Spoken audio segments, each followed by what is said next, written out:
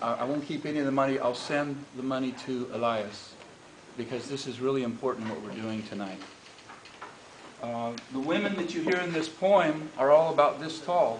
They walked 2,100 miles from Oaxaca and Guerrero to Tijuana because there was no money because of NAFTA. And the head lady, her name is Doña Berta. And again, she's about this tall. And August 24th at Friendship Park on the border between Tijuana and San Ysidro, we're going to be selling some of their clothes from both sides of the border. So I hope we see some of you there. This is called Transformación de Liena. Below Puebla and Veracruz, below decency and fairness, between Guerrero and Chiapas, between dreaming and waking, the cloud woman of cloud people stands. Cloud woman, mountain with secrets whispering in cloud shadows. This cloud woman is bloodshed memories, memory mountain diseases, avalanching death, pestilence convulsions, bearing indigenous martyrs of sun and moon. On account of the arrogance of El Norte, insisting on deleting decency from the bottom line, factoring in suffering as part of freeze trade, factoring in servitude, sickness, slavery, starvation.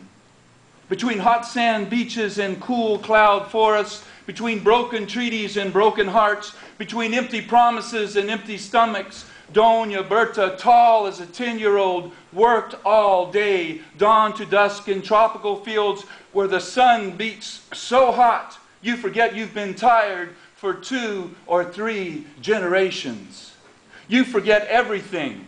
You forget nothing. You remember you used to dream. Now you are simply tired and go wearily on. So you might as well, campesina, walk where there might be money, because here in Oaxaca at 5,000 feet, you are closer to the sun than you are to a paycheck.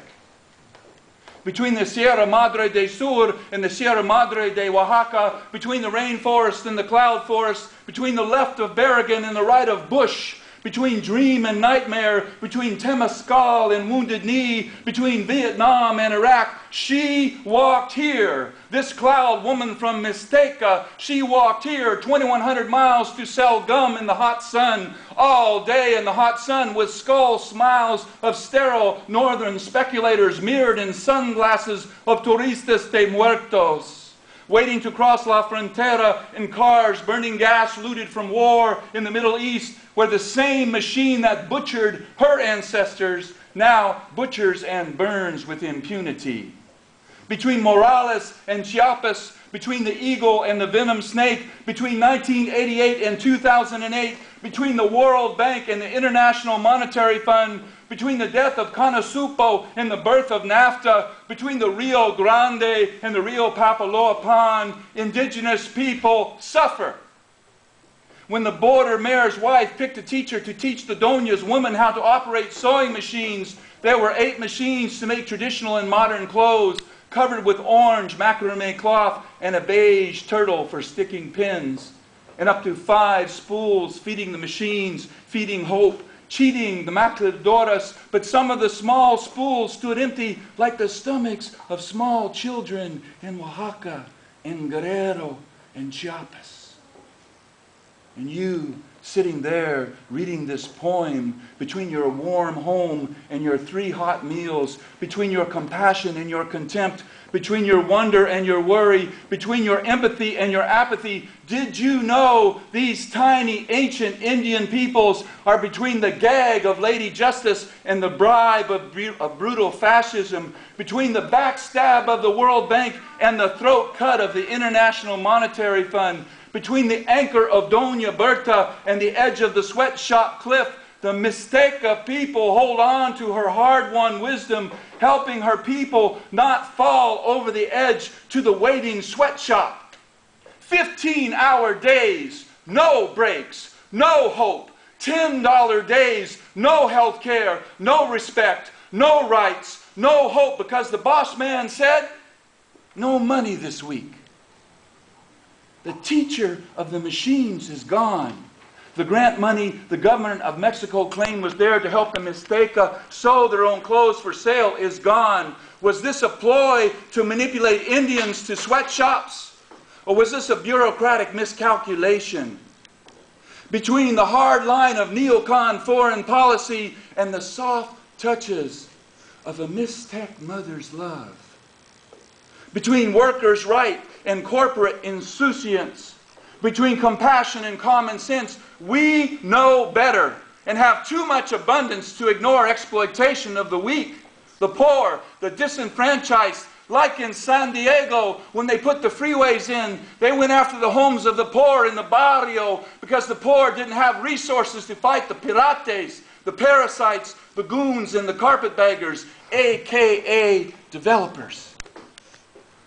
Between the heart of Dr. King and the heart of beloved community, we have too much heart to dance while those less fortunate can only crawl, to feast while the poor starve, to avert our glance from a table, un mesa del sol, with the main course, stomachs hurting from hunger, and a second dish of baked injustice.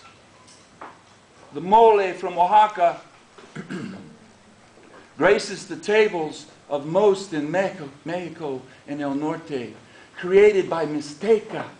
It is a national food on Cinco de Mayo, the day a mostly Indian army defeated the conquerors. It is no accident that mole is the color of blood. And it is blood that has painted the borders, transforming the lines. Transformación de lienes. Dios te bendiga.